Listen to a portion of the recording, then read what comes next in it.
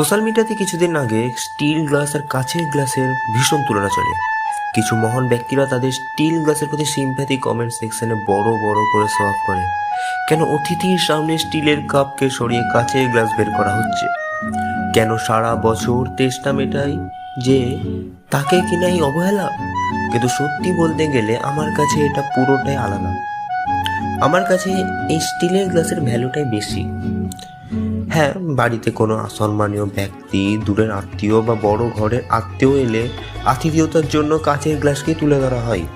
কিন্তু পাড়ায় খেলতে খেলতে হাঁপিয়ে যাওয়া বন্ধুরা যখন বন্ধুর বাড়ি গিয়ে জল চায়, অথবা হাঁপিয়ে যাওয়া ছোট খোকা যখন মা ঠাম্মির কাছে জলের বায়না করে, অথবা পাড়ার সেই ছেলে যে ছোট বড় সব সময় পাশে থেকেছে, সেই জল চাইলে বেরিয়ে আসে সেই লুকিয়ে রাখা স্টিলের গ্লাসটাই।